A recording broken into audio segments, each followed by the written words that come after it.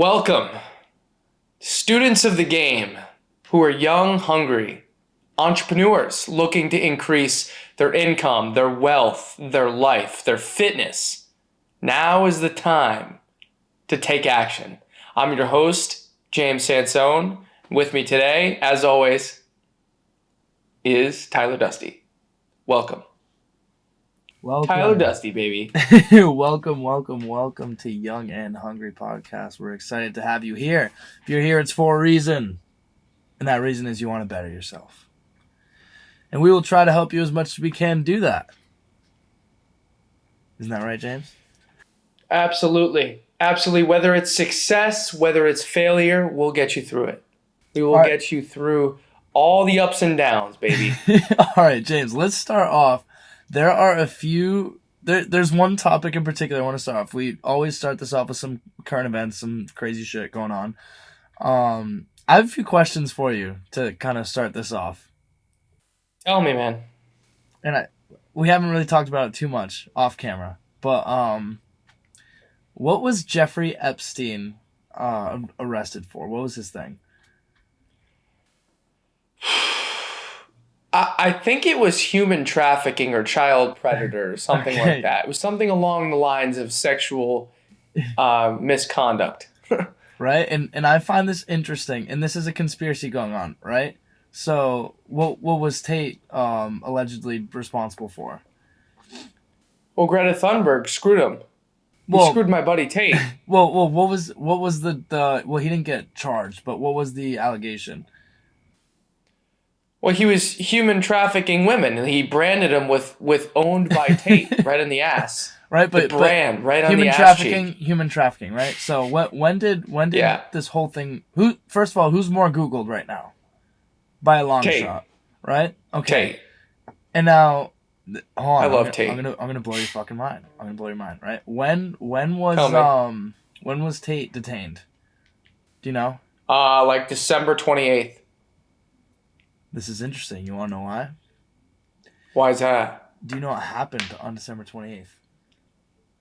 No. The U.S. Virgin Islands sued J.P. Morgan for direct correlation to Jeffrey Epstein and helping them human traffic. And throughout the past few months in these trials that nobody's appeared to have heard about, 20 victims were found paid $1 million each, right? By J.P. Morgan.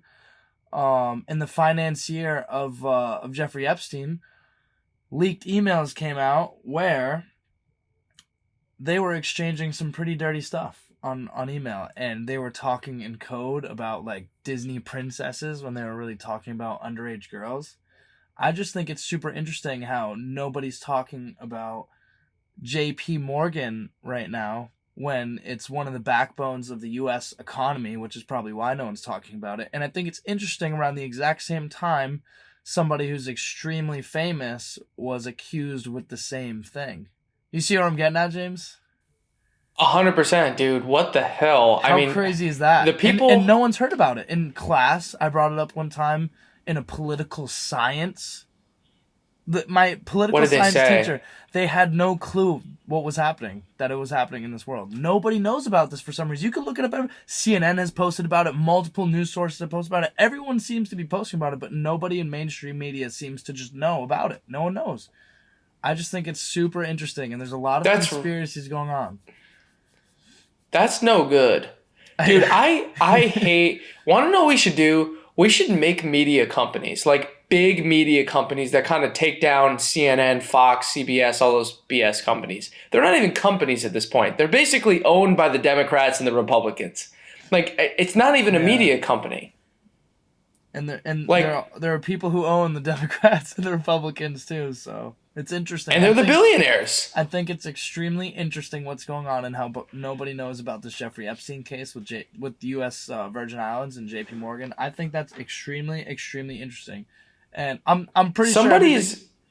What were you saying? Go ahead. I was going to say, look it up. Look up right now, U.S. Virgin Island, for everyone viewing. Look up U.S. Virgin Island sues J.P. Morgan. I'm pretty sure J.P. Morgan, comment if I'm wrong in this, I'm not completely sure. I'm pretty sure they offered a settlement as soon as the the suit was being talked about, like almost like just Someone immediately. someone needs to explain to me why all these billionaires like to molest children. Like, if we hit a billion, are we just gonna magically like start to be attracted to children? Is that like something that happens? I think okay. I've heard a couple stories of people trying to explain this, and I have no clue if this is accurate or not. But think about it through this lens, right? When you become a billionaire, you've Yep. experienced almost everything that you can experience, right? That money can possibly give. You've had a lot of experiences if you're a billionaire, right? And so when you Yeah. reach that level of just abnormal wealth where you could do whatever you want, simple things don't excite you anymore.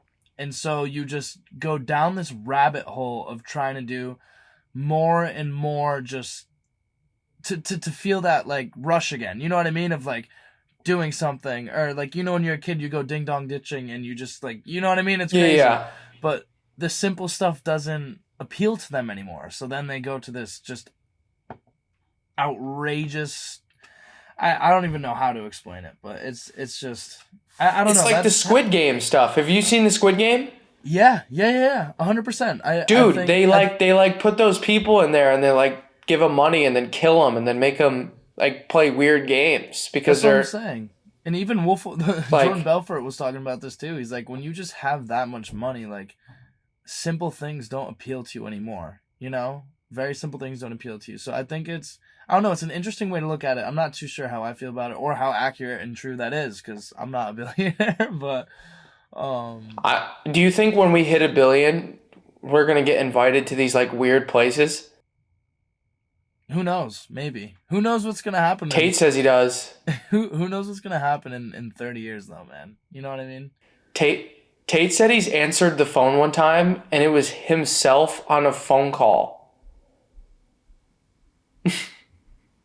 Isn't that scary? Imagine you answer a phone call and it's yourself on the phone with me. Like nothing was posted on social media. How weird would that be? That's weird. That's weird. I didn't know that one. That's strange. I mean, who knows? Who Weird, knows? right? All right. Another thing. Robert Kiyosaki is predicting a Love him. massive recession in 2023. I'm sure you've seen his videos and you've heard about like what he's saying about it, or Yeah, 100%, dude. He is right on the money. I mean, him and all the other billionaire guys, Grant Cardone, Patrick Bet-David, Kiyosaki, all saying the same thing. This economy is going to shit. The wheels are falling off this thing. I think it's interesting though because for some reason the economy seems so stable. So I'm curious because they obviously know a lot more. They have years of data and they know exactly what's going on. And I know there's going to be a recession, but it's just weird. It's the calm before the storm. You know what I mean? Well, hold on though. Disney's laying off 7,000 employees. I didn't know that. You Wow. have companies like Google who are laying off tons of employees. All these companies, dude, are about to make a cut. Yeah, there's something they know, man. There's something they know. Well, dude, do you see they halted the production of Apple, the Apple iPhone Yeah. by like 50%? Yeah, that's insane. But Why? Why would they do that? there could be a few reasons. They could cut the supply so the demand goes higher and they can just charge more. I Or they heard don't think people are going to buy them. true. That's true. They That don't is have the true. money. I mean, I think I think the people that are going to hurt the most from this recession is the middle class. Unfortunately, our middle class is already disappearing. If the middle class becomes completely gone, man, that's not a good sign. And that's when something like the Great Depression is going to happen again. You know what I mean? Like they think that So Robert Kiyosaki is saying it's going to be worse than 2008. Robert Kiyosaki doesn't think it's going to be a depression. Yeah. He's like, look, we're about to hit the biggest economic downfall in the history of humankind. Ah, wow. He said it's bigger than the Great Depression. He said, listen, when people that are in the lower class, when the poor become poor, like can't even eat, that's when you go from depression to revolution. Yeah.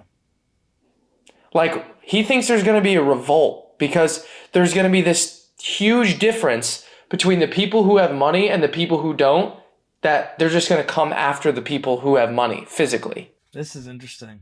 This is interesting. This is interesting. Okay. When do you If the think middle class goes away, Tyler, what's going to happen? That's what I'm saying. If the middle class is what makes a strong country, but the separation, due to inflation, a lot of it, but the separation between the classes is just absolutely absurd nowadays. Like you're either extremely rich or extremely poor. If you're middle class, a lot of middle class people, a lot of them are starting to lose it. You know what I mean? And you just see the barrier just get wider and wider and bigger and bigger. And I don't know. I'm a skeptic though when people say things like that, because you never know if it's for clicks. But since so many people are saying it and looking at the position they're in, it does get me to think. You know, it does get. Why would they say that? That's they what already I'm saying. they already have billions. That's what I'm saying. It gets me to think. Dude, let's just think about it from a personal perspective. How many people out there do we know that are actually in the middle class? I don't know that many. No, I don't know too many either. Actually, I know some who are like I know a lot of people who are like a little bit above middle class, but no one really in like the middle class, living like the old like American dream, you know? I'm talking $50,000 a year in income. That's middle class, right? Wow. 50 to 150,000 is the middle class. Wow, I do not know I either know people below that or above that. I don't know too many people in that. I don't know anyone at like $115,000 a year. Wow. I either know below or like way above. That's interesting. Wow. Oh my God. Is that family? Is that family? I think that's family. Yeah, I think that's in total. Because the average is that household income? I think that's household income. Because the average income in America right now is about $30K. Yeah, wow. The average income in America is $30,000. The median income, yeah, based on 2019, a little bit more than 52% of Americans make over 75 grand. A tiny bit over. More than 52%. So half the country's over 72 grand. That's crazy. Wow, man. That's pretty good. 72 grand's not that much. Like, it's depending on it's where not laughable. You live.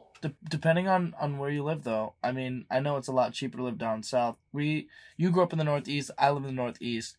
You can get a shitty 2-bedroom apartment in Newport, Rhode Island, and it's gonna run you like $2,400 a month, which is absurd. Well, that's Newport, Rhode Island. That's true. But if you look at like Boston or anywhere in the city, you can't live in New York City with that kind of money. You can't live in Boston with that kind of money.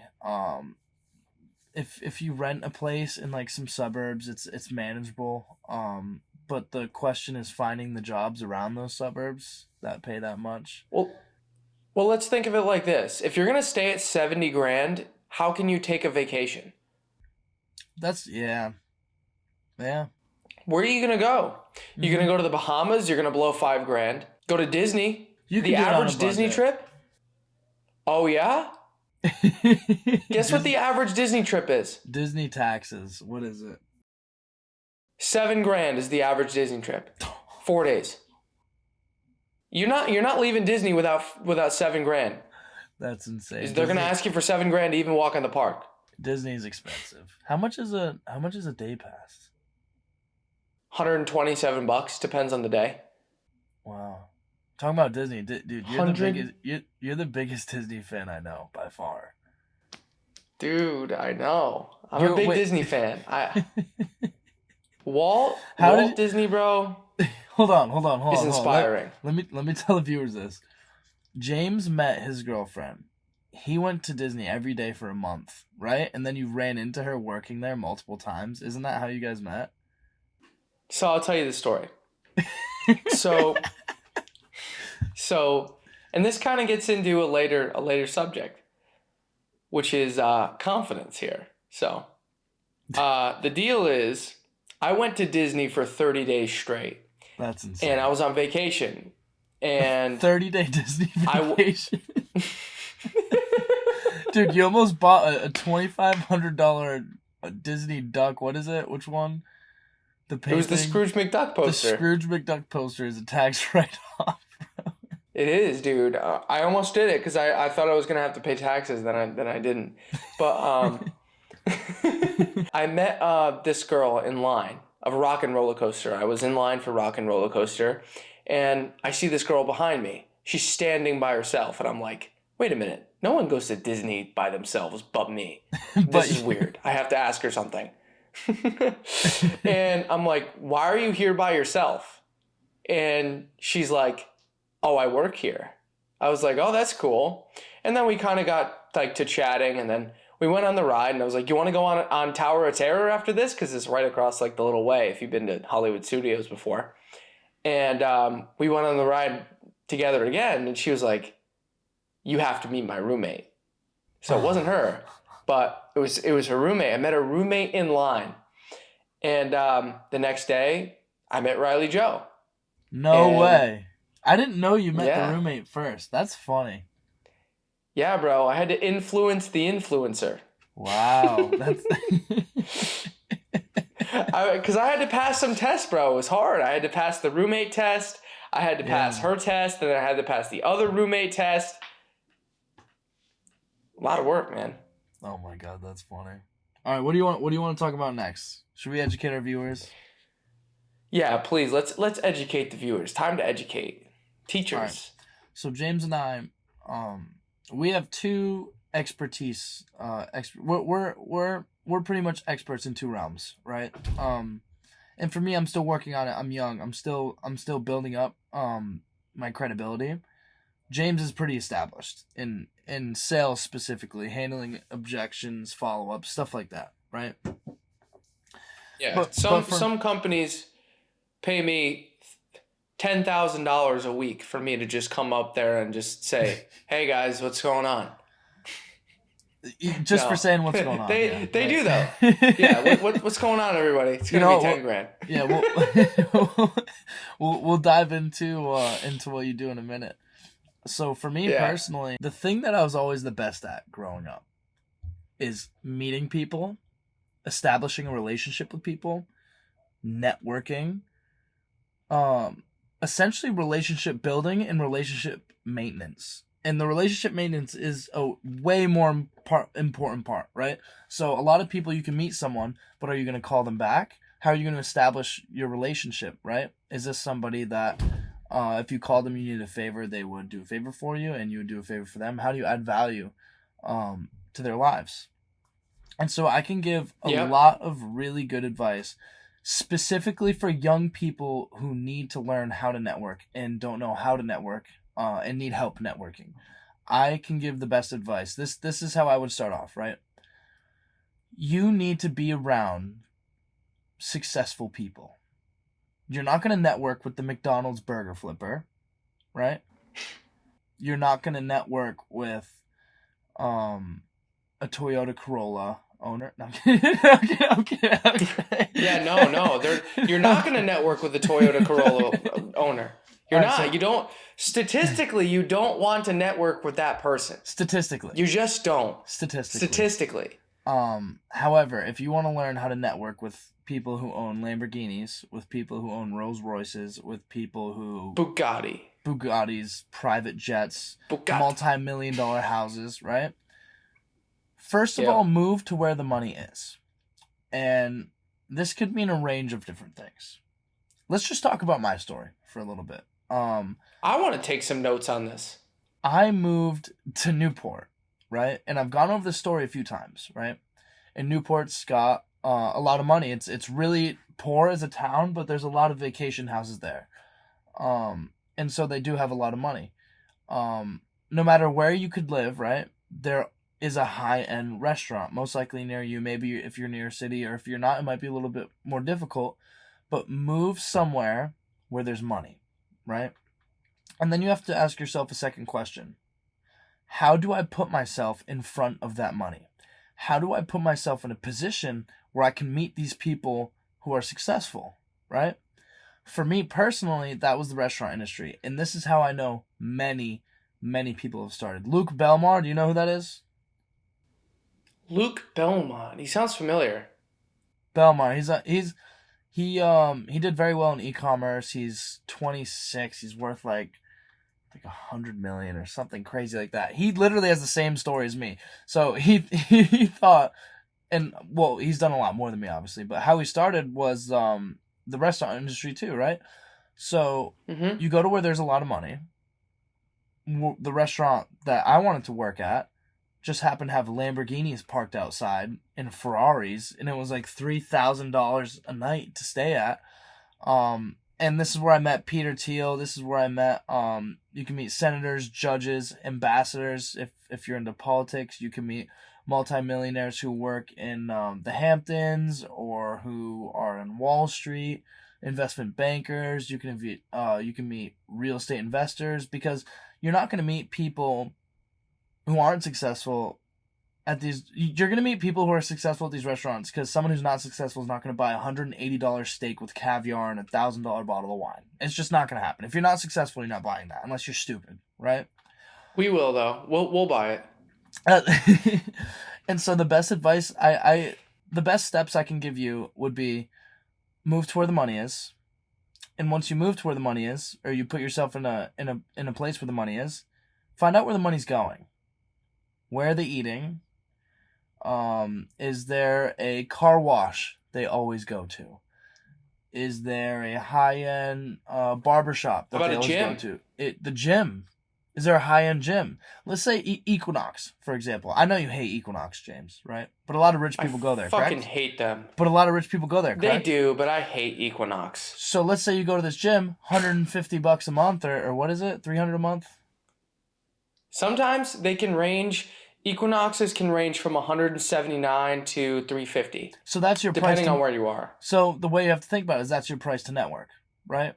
Go into the sauna, go into the locker room, spark a conversation, because somebody who's paying that membership most likely has money, right, for the gym. Yeah. So find out where the money's moving.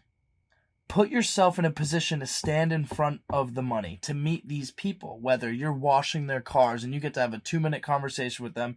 And that's when you go into sales, James. That's when you have to sell yourself, which is very important. So when it comes to networking, you have to know how to sell yourself.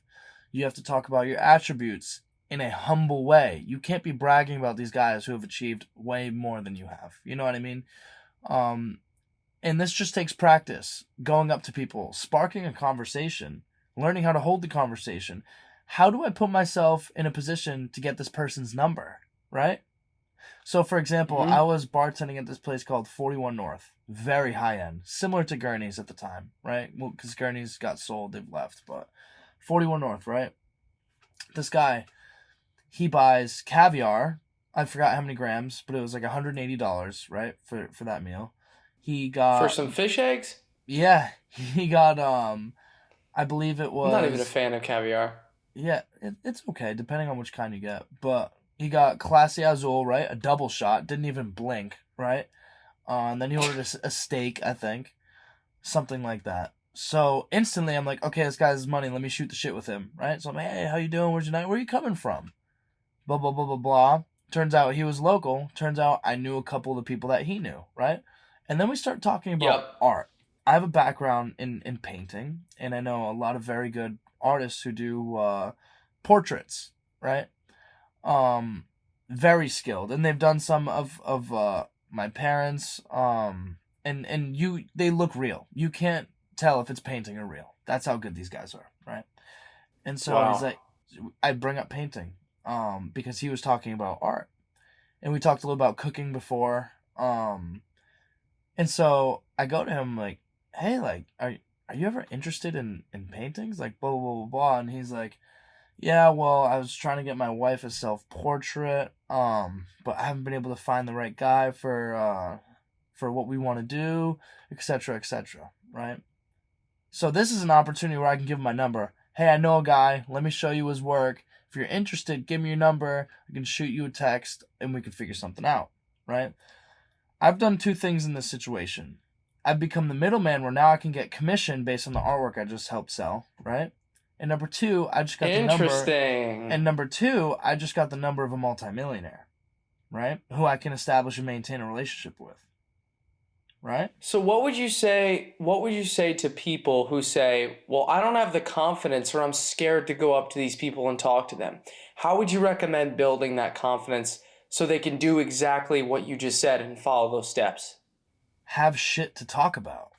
A lot of these people, like, and I'm going to be so straight up, a lot of these people who aren't really, and maybe they do things, but in most cases, if you're afraid to go up to someone, it's because you're not sure what to talk about, right? Does that make sense?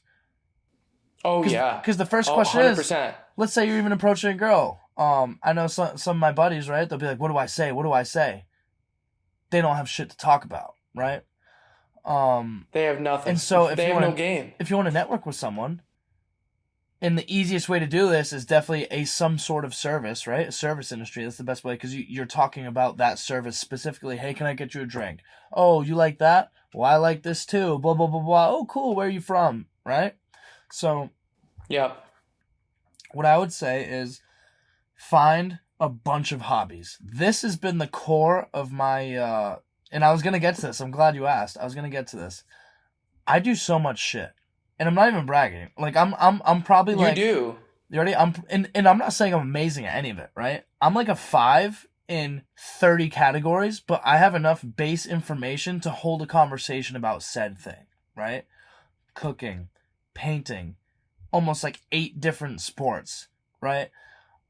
We can even go into photography, videography, business, building computers. I learned how to build computers, like stupid shit. You know what I mean? Well, it's not stupid, but yep. You get the idea. Movies, TV shows, fashion, clothes, fitness. The more shit you do, the more shit you have to talk about. The more unique you become, the more shit you can talk about. James, you put me into any single room, I will come out with a friend. I will come out with great conversation. I will get to meet a bunch of people, and I am so confident in my ability to do that with any type of person. It doesn't matter who you are. No matter who you are, I can find common ground. So what would you say the mistakes are of people who are going to get into this, doing exactly what you are saying to do? Get in the right room, get in the right place with the right amount of people, with the right money, with the right connections, getting in this room. What are the mistakes that people are going to make along the way, and maybe some that you've made? I'll say it in one sentence, James. This is the best thing I've learned. What is the worst thing that can happen if you go up to someone? What's the worst thing they can say? What's the worst thing they can say, bro? Yeah, no, exactly. No. How is someone saying no going to affect your life? Yeah, it might suck. Like maybe it was a cool person. How's that going to affect your life? You go up to enough people, one person's going to say yes. And so you just have to keep going. You have to keep going up to people. You have to be able to, and here's the thing. We talked about won't take advice from somebody who drives a Corolla. Everybody was mad. They completely took it out of context. I'm saying the statistical odds, right, of you going up to a Corolla versus going up to a Lamborghini, the statistical odds of you finding someone successful would most likely be in a Lamborghini, right? And this brings me to my next point. Everybody judges. We've talked about this last episode. Everybody's going to judge, right? Based on what you wear, how you present yourself, what you smell like. If you're wearing a Gucci jumpsuit, it doesn't even matter if you have money. If you're wearing a Gucci jumpsuit and somebody's wearing a plain t-shirt, the odds of the guy in the Gucci jumpsuit who has money is a lot higher, statistically, right? And again, I'm saying if you were to network, I'm not saying point out every single person who looks rich, but being in the service industry, and I think a lot of people can attest to this, you can kind of tell when someone's got it going on. Just the way they carry themselves, right? So if you see a guy walking in... You always can. If you see a guy walking in and you're getting that vibe, start a conversation. Start a conversation. So let's just say that you're in the fitness industry. You're like a... let's just say you want to be an online fitness trainer or something like that. How would you recommend connecting with people in that space that maybe you aren't in the physical location? Is there a gym near you? Let's just say you're trying to connect with someone of high status through online resources. using like through Social an media. online website or social media. Hit up as many Yes. possible people as you can. Go in slide in the DMs, man. Slide into every single DM. Research who's the top guy, right? Find the money. This works. This point system works for everything. Number one, find the money. Find who's doing it, right? DM them, Yep. right? Find the money, DM them.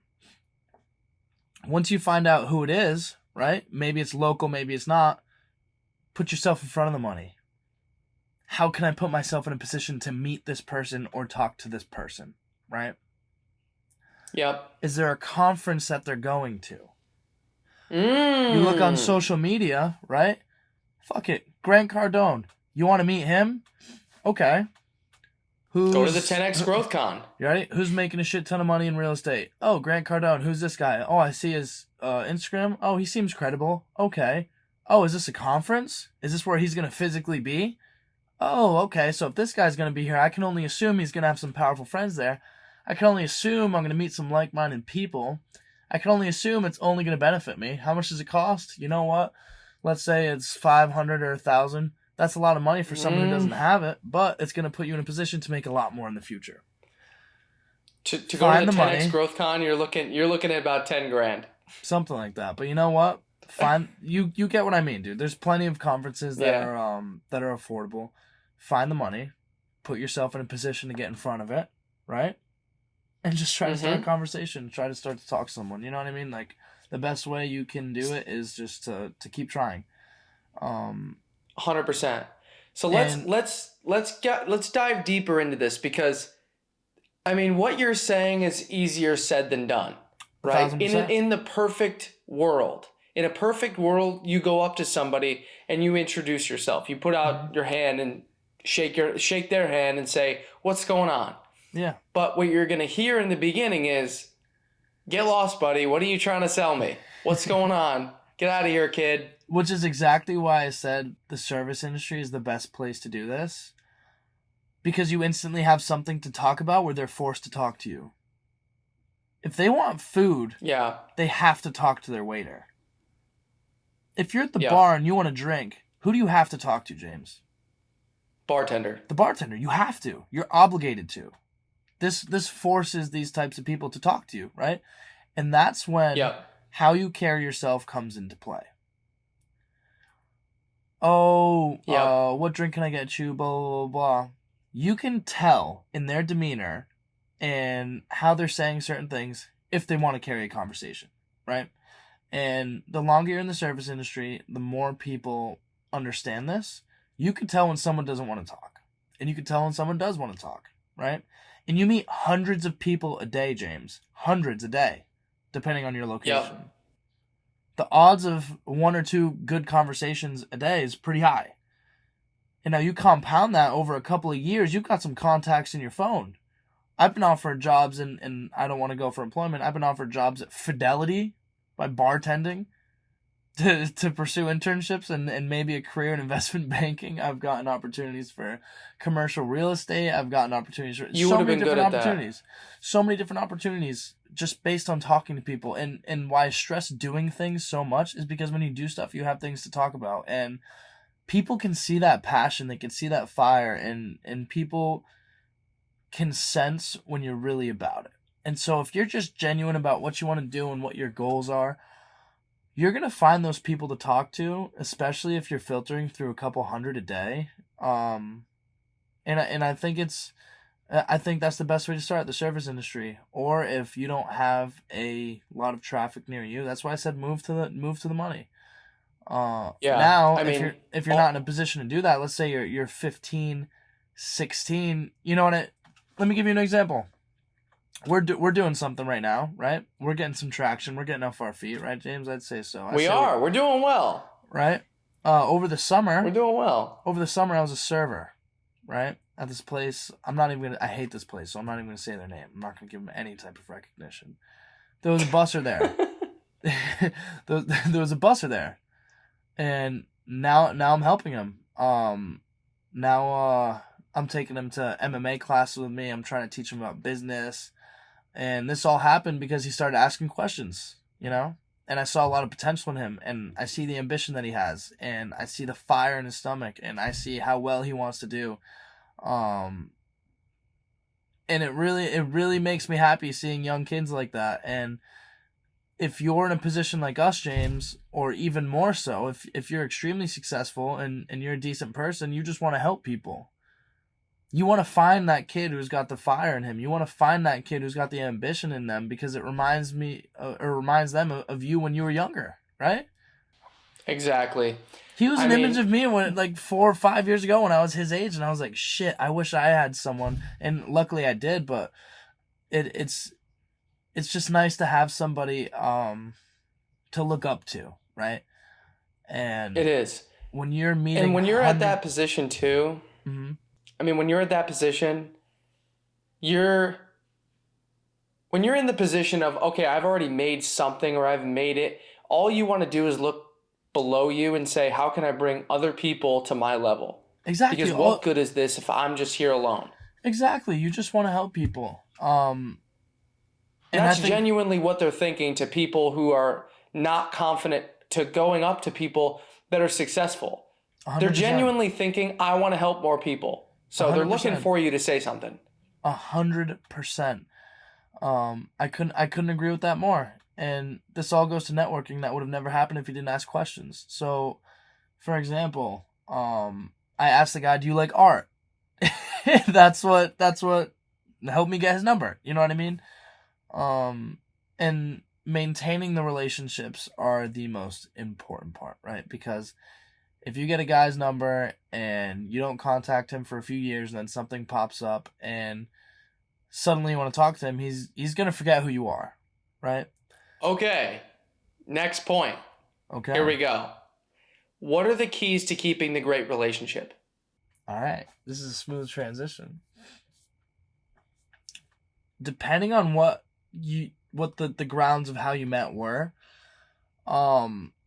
let's say I'll give the example of the kid that I'm helping, right? I don't want to drop his name. I don't like dropping names. I don't know who wants to be said on social media, who doesn't, so I'm just going to keep that private. He would constantly ask about business, right? And then over time you establish a stronger and stronger relationship, because relationships take time. You have to build trust, right? So let's just say I met someone in real estate. I got their number, right? I would shoot them a text. Hey, I heard about this deal, and it was like $50K. I got to put this much down. I got to do this and that. Like, what do you think about that? You know what I mean? And then they'll respond and be like, hey, do you have time for a call? I just have a question about this deal I'm going to get into. Or I just have a question on real estate. Okay, yeah, sure. Let's get in a call. Eventually, you'll establish a stronger and stronger relationship, because it takes time, and you will build that over time. I think that's the best way to do it. I'll give you 2 keys here. Give them. Consistency and persistency. 100%. That was 2 words. Those are the 2. Yeah, it's the same thing. From what you just said. Consistent, being there constantly, being in front of somebody all the time, you have a better chance of doing business with that person, or whatever your end goal is, by being in front of them constantly than not. 100%. 1,000%. I couldn't agree with you more, James. And if they don't respond, text them the next day. Just because they're not interested today doesn't mean they won't be interested tomorrow, or the next day, or 15 days from now. Exactly. And to your point, let's say you text them and they don't answer. Maybe they're like, I don't want to deal with this right now. You text them enough times, either they'll get annoyed, or they'll be like, shit, like, this kid's got some fire in him. You know what I mean? And so, again, the worst thing they could say is no. How's it going to hurt you if you text a dude? Or a woman, or whatever it may be. I don't know. Whoever it is. But here's the thing. I get companies that try to sell me on stuff all the time. There's a company that's trying to sell me on this video production thing for like $15,000, and they call me like every single day, and I don't want to answer the phone, because they literally keep trying to sell me on this one thing all the time, and it's not the right thing. Yeah. Get me on another product. When you text somebody and they don't respond, the next day, if you text them about the same thing, they're still not going to respond. You have to have creative ways of getting people to respond to your communications, or they will never respond. See what I'm saying? That's true. It's true. So now When you text somebody like, just saw you sold a piece of real estate. How'd that go? How'd the transaction go? Everything go smooth? Yeah, I like that. Just saw that you're a new advertisement. How'd that go? How's it converting? All right, You look great on camera. You said the word sell, right? I think this leads us into your expertise, James. To sell. Why don't you tell us? Man.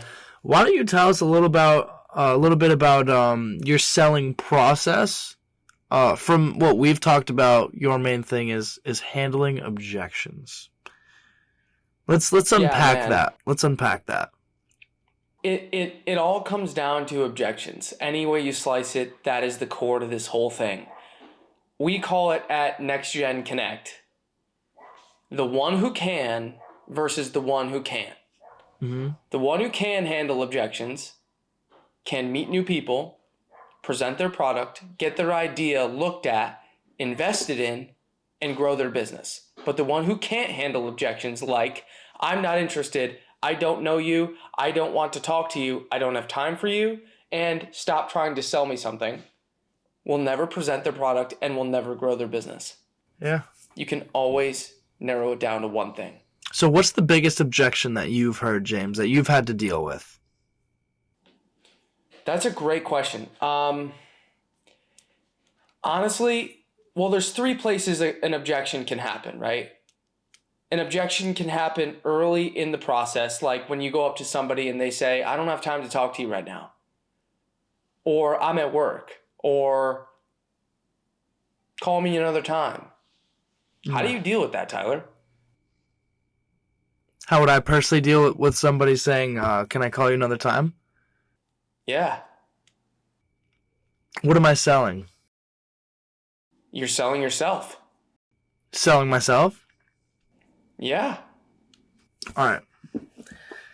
If I'm trying to network with somebody and I'm trying to maintain the connection and I call them and they don't respond, like, hey, can we talk another time, blah, blah, blah. The first question I would ask is obvious. It'd be like, okay, when would you have time to talk? Do you have any availability this week? I'll work to your schedule, right? So if a Wednesday on Friday or Wednesday or a Friday or 3 p.m. or 5 p.m., whatever it may be, works better for them, I'll make time for that, right? Because I know this is more important than whatever I'm doing in the moment. So the first question I would be, or the first thing that I would do is ask them, what works for you? When could we hop on a call? When are you free? Well, I don't know. I'm just, I'm always busy. I got 3 companies going and I'm running around like a maniac. That's what they usually say. Okay, so how would you deal with that? So what you say is, you have to agree. Always agree. You're right, Tyler. You're right. 100%. I would never expect you to make time to talk to someone that you don't even know. Mm.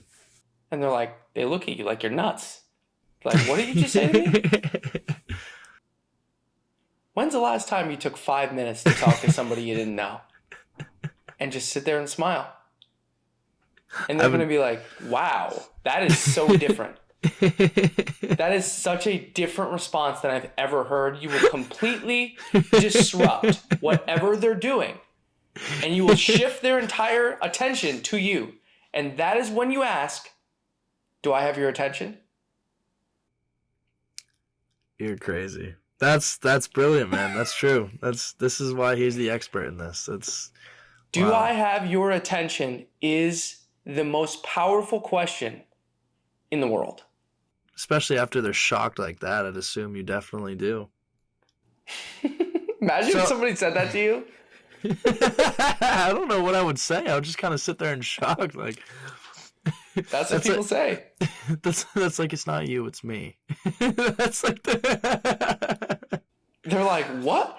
The not interested thing is great. I mean, the not interested thing is one of my favorites. That's funny. All right. You want to hear not interested? Yeah.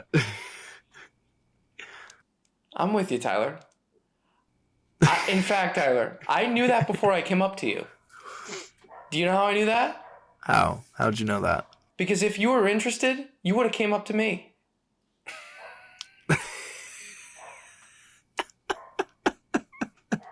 Isn't that great? That's amazing, bro. Because if you were interested, you would come up to me. That's good. That's brilliant. They're That's like, nice. damn, he's right. Yeah. So I the like key that one. there is you got to get attention. You got to get them to shift focus. Mm-hmm. The goal of that is to get them to shift focus from whatever they're doing to you. Okay. Because, Tyler, they would have time if it was the right thing. Yes. They don't have time for you because they don't think it's the right thing. Agreed. If you shift their focus, it can be the right thing. So then you have to get them to realize that it's the right thing, which ultimately means identifying a problem really quickly. Okay. Like when you have to shift someone's focus, you only have their attention for a little bit. So you have to identify a problem. And you have to do it Now quickly, they're or looking else at you, they. okay, what do you want? Okay, yeah. And I feel like if the quicker you identify it, the better. Because if you don't, the more time that goes on, they're probably like, "Oh, this guy doesn't know what he's talking about," or they just lose interest, or 100%. You have their attention for about 15 seconds. Yeah. They look at you, you've got their attention. Now they're looking at you. Let's just say it's Robert from Shark Tank, right? You have his attention for 15 seconds, but that's it. Mm-hmm. What do you go from there? He's like, what do you want? Listen, what do you struggle with most? Pick your business right now. Just pick any business in the world. Let's say anything. Even something I'm not in. Yeah, pick anything. Let's say the deodorant industry. The scents. Deodorant. Let's talk about scent. Robert, what's your least favorite thing about your current deodorant? Is it the smell, the comfortability, or the stain it leaves on your shirt? Pick one. Guess. Let's say the stain it leaves on my shirt. The stain it leaves on your shirt. When's the last time you've used a new deodorant? When's the last time you've thought about changing your deodorant? Couple years. Couple years? Couple years. Fantastic. Fantastic, Robert. Let's exchange numbers. I want to send you a brand new deodorant that has just come out. It was created by me. Doesn't leave stains on your shirt. Brand new technology. Let me send it over. What's your address? What's your phone number? Okay. How do you spell your last name? And then you have all this data on them. That's brilliant. Dude, I'm telling you, all you have to do is shift their focus. You need 30 seconds. That's all. Our new anti-shirt staining technology will blow your mind. Blow your mind. Blow your mind, bro. You pick any business, this system works. Agree, disarm, locate. Okay, so solve. you're educating us a lot on sales, but I have a deeper question. Let's unpack this and dive into this. How did your sales journey begin? This is a few-part question. How did it begin? When did you start to get good at it? And what made you want to teach it? I started selling in a gym. I started my career in sales in a gym. And I would call people, right? A lead would come into our CRM and I would call them and I would hear, I'm not interested. I'm at work. I'm busy. I already go to a gym. A bunch of stuff like that, right? And I was thinking, well, is something I'm doing causing this? Or is it just that people just genuinely aren't interested in the gym? Then I started looking around and I was like, well, does anybody have an answer to this? And I found Grant Cardone. Grant Cardone's like, look, the reason that they're not interested is because they don't know you yet. Mm-hmm. I was like, what? What do you mean by that? And I spent $8,000 on Grant Cardone's course. I was like, I might as well get good at this. This was after you dropped out of college, correct? This was after I dropped out of college. I was gonna say we talked about last podcast, alternative education, right?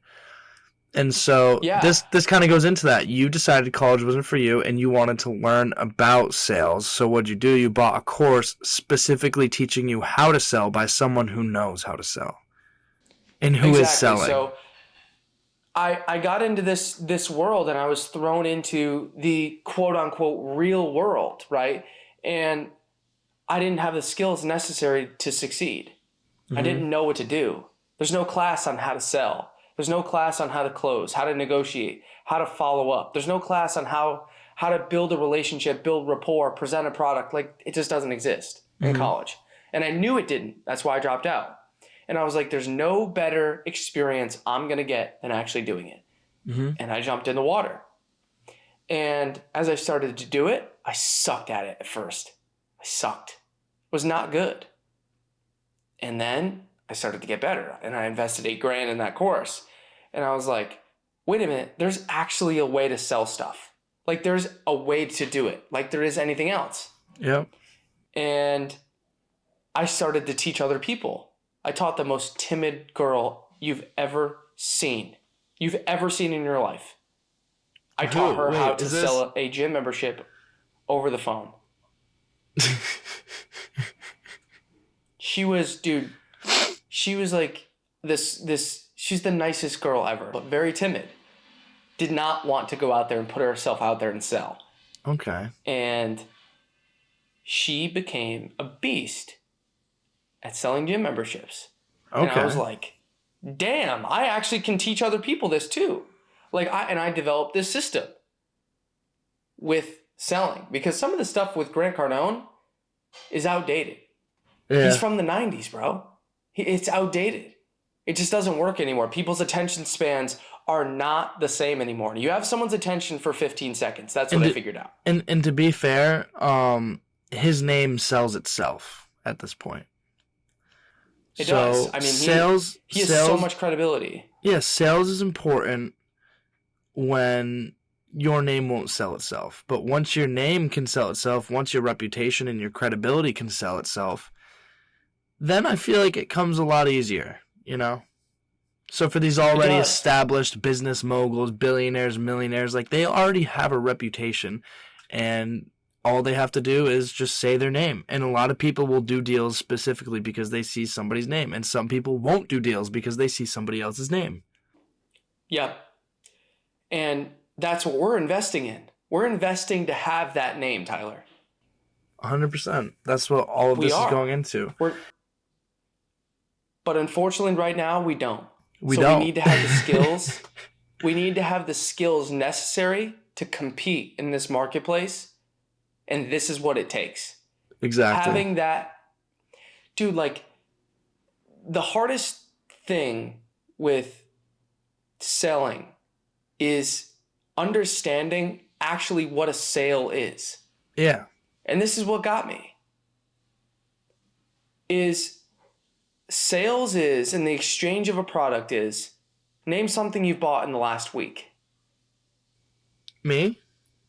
Yep. Could it be an object, or is it food or anything? It can be literally anything.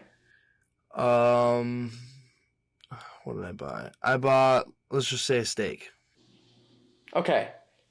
The reason you bought the steak was you felt the steak was worth more than the money you were holding. Correct? True. So the value of the steak was not on the price tag. It was in your brain. It wasn't on the price tag. True, because I wanted it, and if it was too expensive, I wouldn't have bought it. But the money itself had less value to me than the steak because of how I wanted this. I wanted the steak, you know what I mean? And so I was willing to pay for it. Correct. So that little word steak, right? That steak word, that can be changed. And what if I put an A5 on it? A5 Wagyu Then what steak happens to the price tag? goes up a lot. What happens if you're hungrier, Tyler? Does that price go up? The value of the steak goes up if I'm hungrier. You got it. So I can actually persuade you that this steak is worth more than the price it has on it. That's what sales is. That's interesting. That's a nice way to look at it. Wow. Isn't that interesting? I personally have never thought of it that way. That's interesting. I like that All a lot. it is you buying a product that you think the product is worth more than the money they're asking to exchange. That's all it is. But unfortunately, there's always going to be objections to sales. There will be, and there's going to be new ones, and the key is to just figure out how to overcome those objections, handling them. Yep. I mean, they can happen in three places. In the early parts, the later part, and then the close. What people usually get stuck with, and where the most common objections to answer your question is, number one, I'm not interested, I'm at work in the early part. The later part, I need to think about it. I need to talk to my wife. I need to talk to my boss. We need to wait till next quarter. Yeah. This is too expensive. And that's where people shut down because they don't have the confidence to know what to say and to handle what's coming after it. That's true. So, let me ask. Right? Interesting. Very interesting. Let me ask you this then, James. What are 3 tips you will give to somebody who is just getting into the game of sales? Practice every day. Role play every single day. So for how 15 minutes. How would you suggest they practice? How would you suggest that? Look in the mirror and practice your pitch. Practice how you overcome objections. Practice how you close. Practice with your uncle, your bunny, your bird, your fucking dog. Like, I don't care who you practice with. Practice every day until you have it down. It's like an actor. Yeah. Actor has to practice his script every day. Have your lines down. Second tip, 100%. Second tip, I would say know your product like it's the back of your hand. You need to have every single thing memorized about your product. Okay. To answer any question. Yeah. I think I can kind of connect that to something that I came across recently, right? So they're talking about presentations in this, but you'll see how it circles back, right? So they're talking about presentations, and they're talking about the information that you're putting on that presentation. You should know about 75% more knowledge about what you're than what's on the slideshow, right? So let's say you should have 20% of what you know on that slideshow, so then you can answer questions about everything on the slides, right? So same thing with the product. The more you know it, the more you can answer questions, and the easier you can handle objections. 100%. 100%. Which brings me to tip 3. Use your product on a daily basis. Use it daily. If you use it daily, what starts to happen is you believe in the product more than the other person. If it works, hopefully. If it works. And believe it or not, those are the 2 objections. Those are the 2. When you break it down to the core, there's only 2 things people can object to. Number 1, do I think this is going to work? And number 2, do I think I'm going to use this? Yeah. That's it. There's nothing else. Yeah, that makes sense. Because if it was going to work, I mean, why wouldn't you buy it? And if you knew where you were going to use it, why wouldn't you buy it? So essentially you're saying is you want to convince someone that they need the thing that you're selling.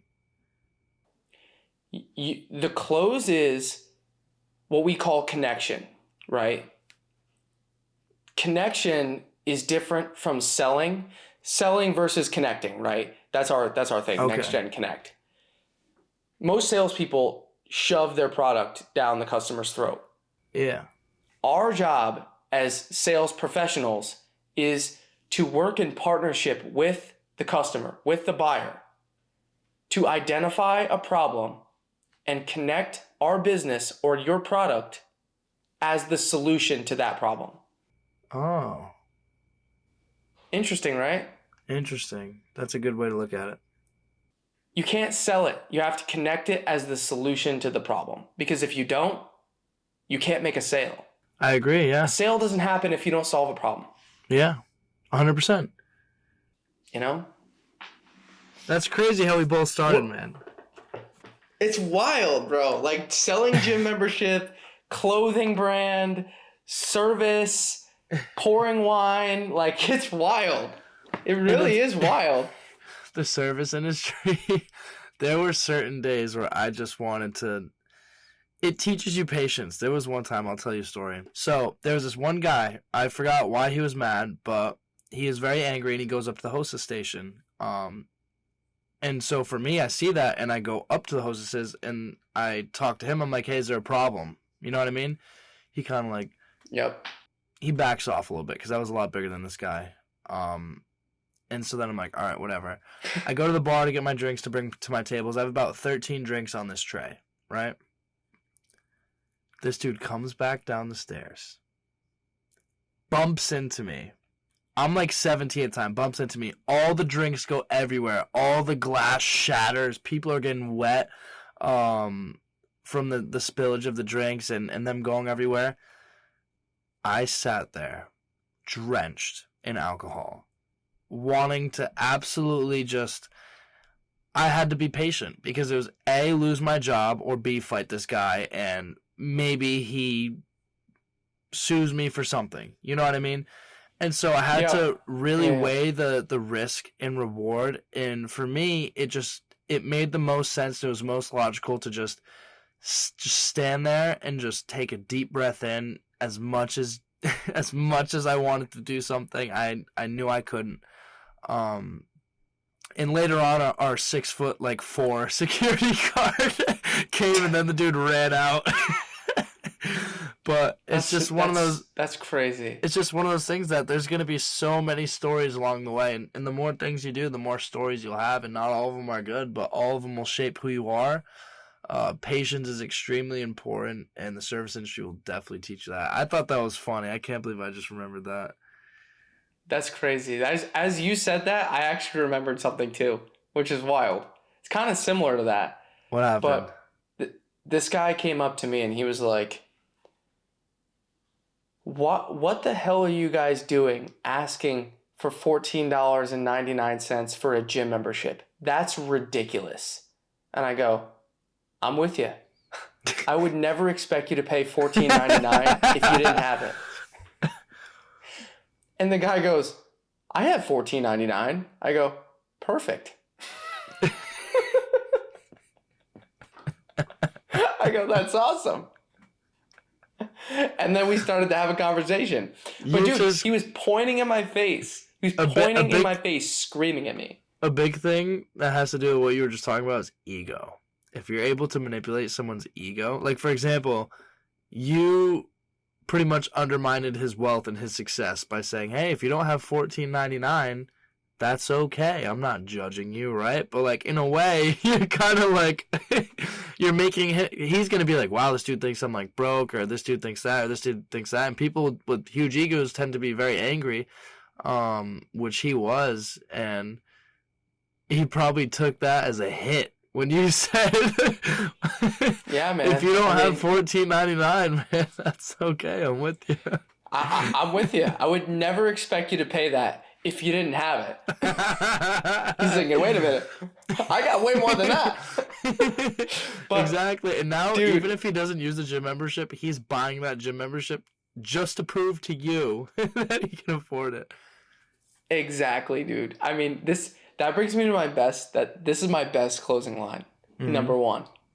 You ready? I'm ready. You can use this for anything, bro. Anything. Okay. Anything. You name a business. I don't even care what it is. Cabinets. Look. Whenever you do that little chuckle, I know it's gonna be funny. You're gonna fucking die. All right, go. What is it? Hit me. Tyler, there's only 3 reasons that you wouldn't use this, or that you wouldn't buy this. Okay. Number 1, can I share them with you? Share them. Number 1, you don't think you're going to use this. You don't think you're going to store your clothes in it. Number 2, you don't think it's going to hold your clothes properly. You don't think this is going to work. Mm-hmm. Or number 3, which I don't think this is the case with you, but it could be. So I have to ask. You're not the decision maker. Ooh.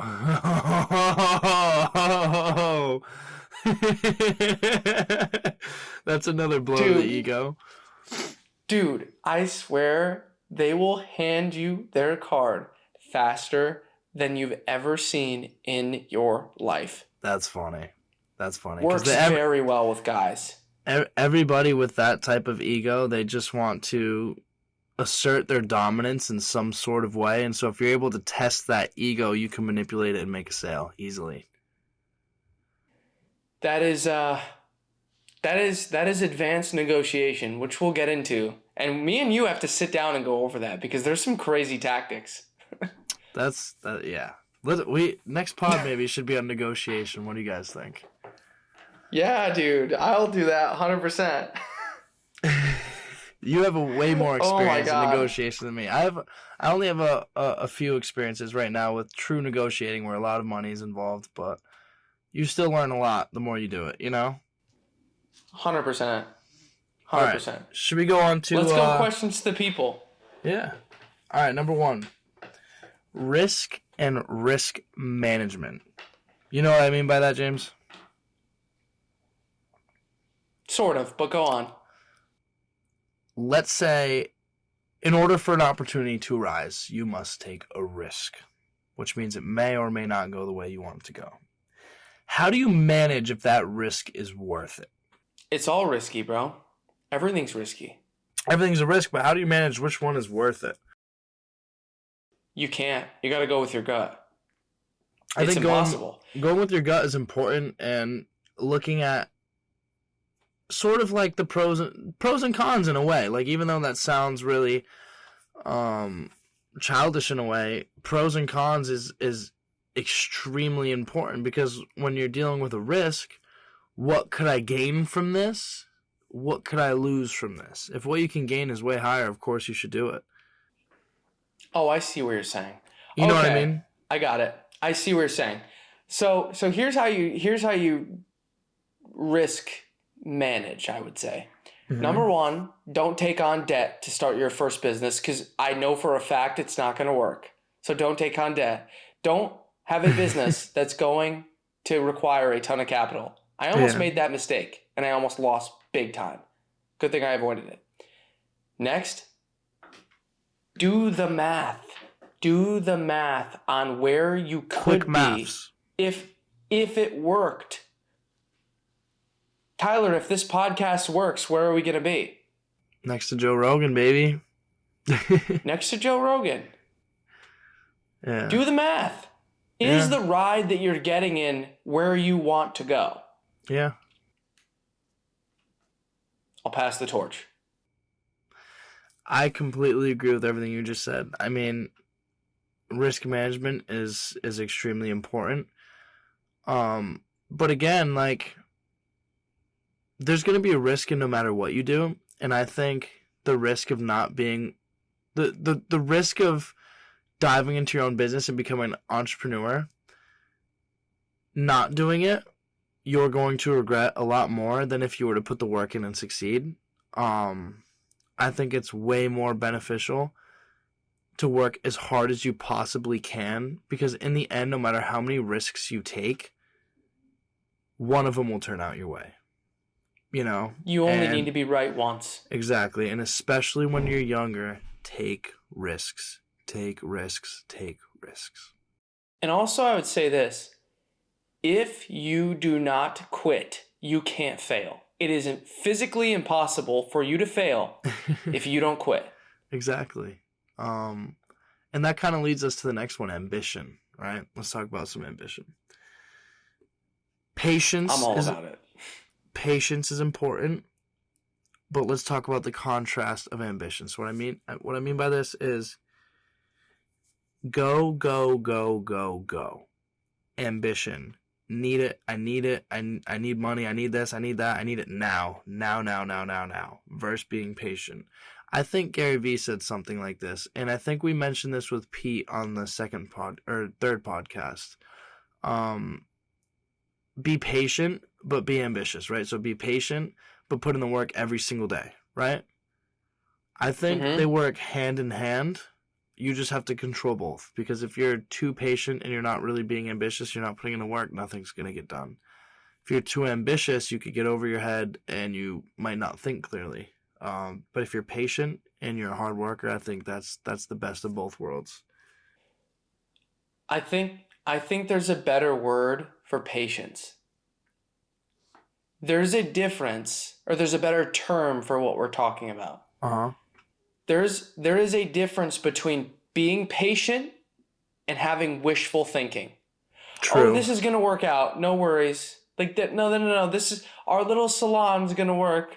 The people are gonna come in the door. I promise. We're not gonna have to put any more work in, but people are gonna come in the door. Let's write it down on a piece of paper, and it will happen. Yeah, exactly.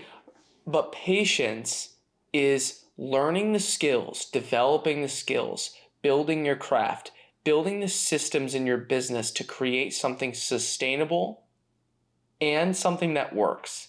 Yes. There's a difference between patience and wishful thinking. I agree. You should never lose that sense of ambition, because that's what's going to drive you through the recessions, through the points where you're paying $25 a customer to acquire a customer when it really should be 15 and you're spending 35% more. Yeah. It's going to push you through that time. That's when you need to remain patient. That's true. And be ambitious. That is true. All right. Next question. What should you be doing in your free time, James?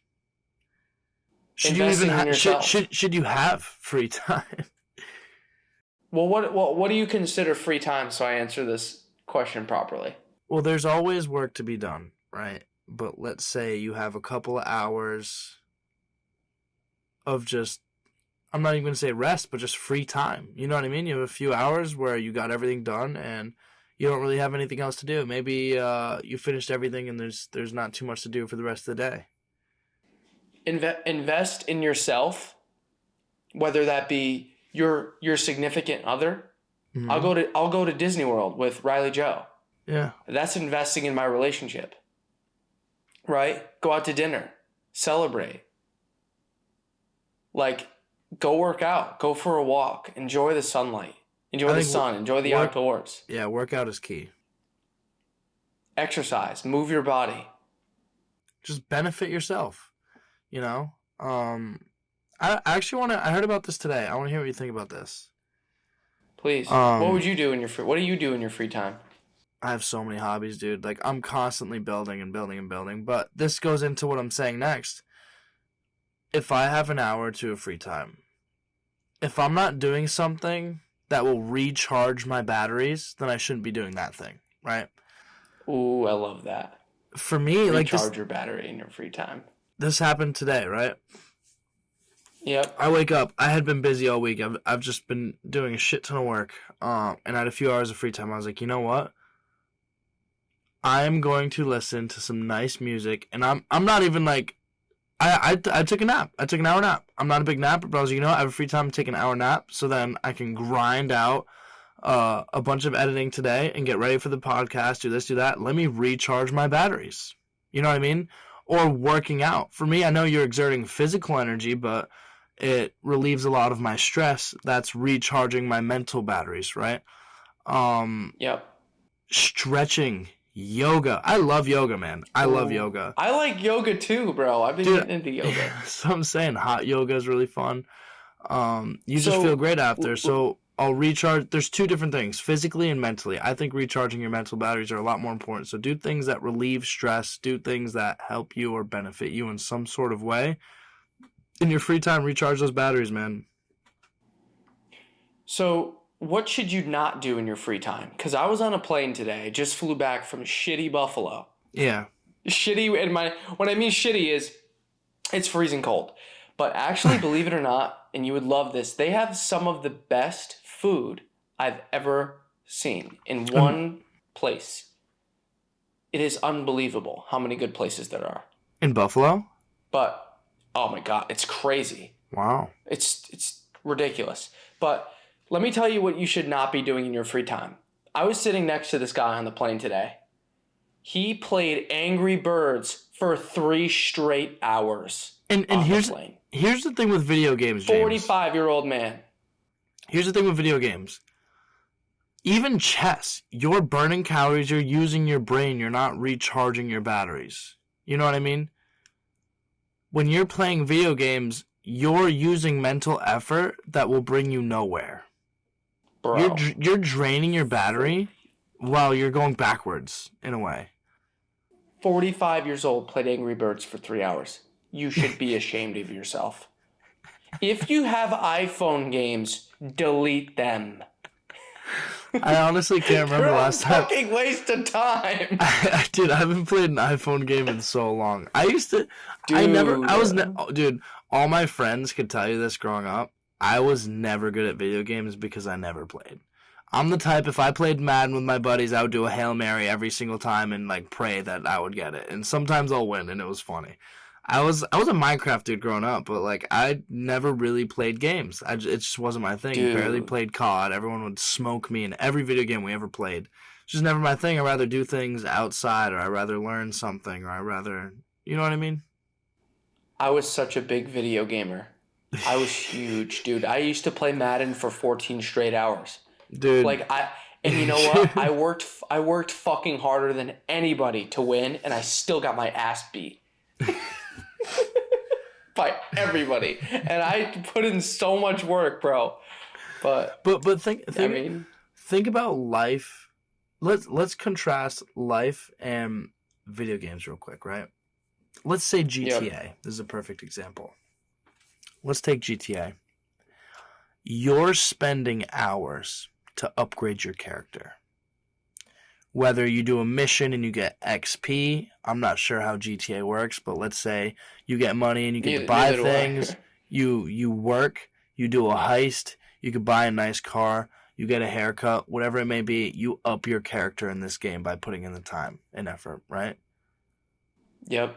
Why don't you do that in real life? You're the character. Why don't you invest time and money into your own character and build something that will actually move you forward? Because in GTA, how does that actually benefit you? It's all fictional. It doesn't, is the answer.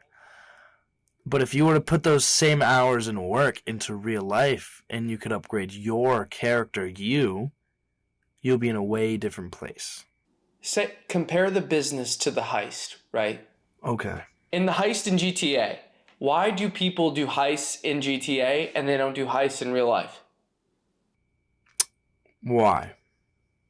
Because if you die in GTA, guess what happens? You respawn. Yeah.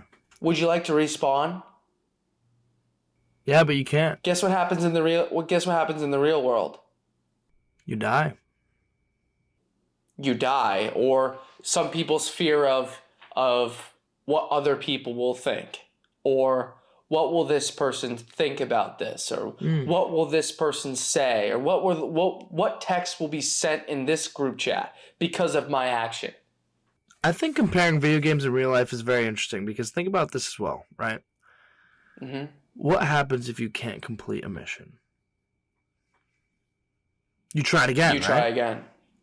Yeah. And how do you go about that second time?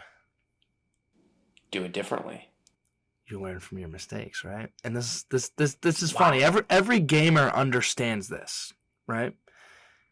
If you go through a maze and you hit a dead end, you retry it and you learn where not to go. Same thing with life.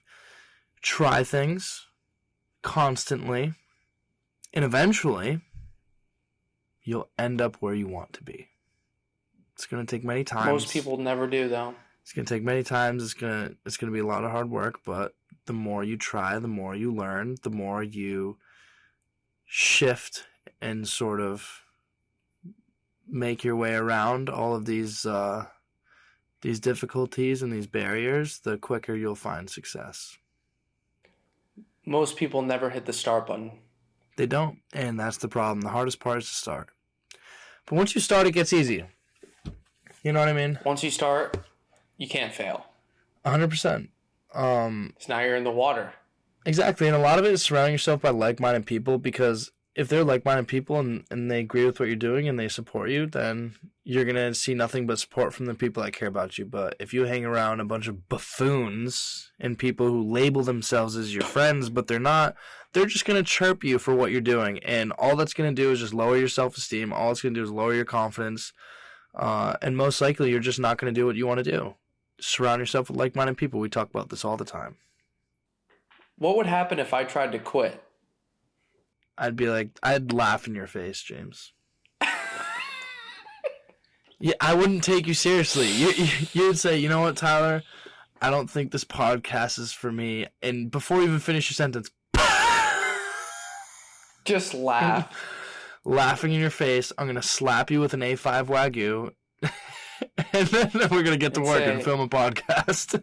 Just look at, dude, like, I don't know. This is like, I'm at such an interesting point in my career right now. Like, I just had my first 25 grand month. Like, I just had my first 25K month. Yeah, that's crazy. And I'm like, wait, though. Like, yeah, I had my first 25K month, but this is just numbers on a screen. Yeah. Like, comparatively to where I want to be, it's nothing. Yeah, agreed. It's nothing, bro. This is just like bullshit. Agreed. You know? It's not like my life is any different. Well, now you have an editor, which is a lot better. Thank you, Alyssa. Yeah, I did hire my first employee, bro. Yes. Well, she's not really an employee, but I guess, yeah, she is. She is a part of Next Gen Connect. Welcome, Alyssa. Welcome. Yes. Oh my God. That is actually really fun. That feels really good to actually take someone on the journey with you. That is really, really like special to me. That's my favorite thing I've done so far.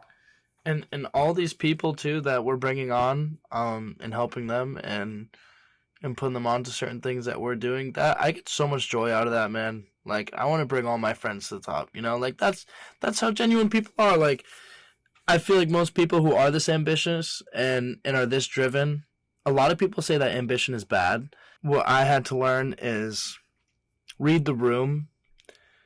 You can know who wants to learn and who doesn't, because as much as ambition's a tricky thing, because when you're extremely ambitious, you want all your friends to win, and so you'll help them in any way they can, and you'll try to help them as much as you possibly can. But some people just don't want to be helped.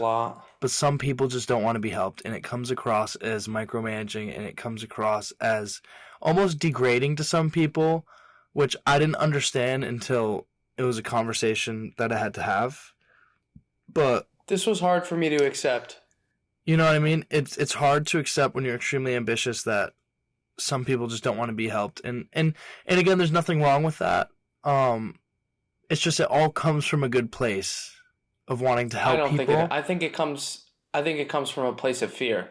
No, I'm saying us trying to help people, ambition. I'm saying our ambition comes from a beautiful place where we just want to help people and see them succeed. And people do take that the wrong way.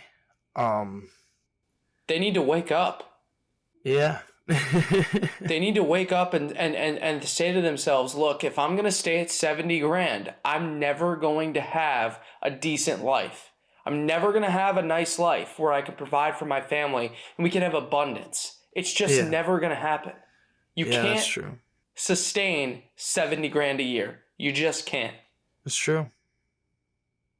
It's true. I'm sorry. Wake up. And it's going to be harder and harder throughout the years. That number is just going to go up forever. That number will not decrease. Yeah, it's true.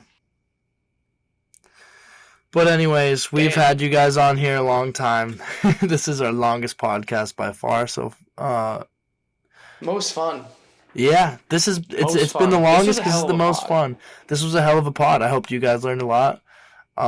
Me and James always learn a lot from each other constantly. If you didn't learn something today, hopefully you did through this podcast. Thank you guys for joining us. You can follow us on Instagram, Discord, TikTok. All of our social medias will be in the description.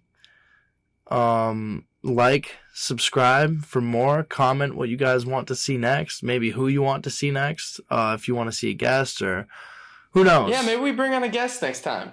Yeah, who knows? Comment if you want to see someone, or if you just like me and James talking. Who knows? Anyways, thank you guys for tuning in to Young and Hungry. See you guys next week. See you next week, guys. Stay smooth. Have a blessed week. Stay smooth.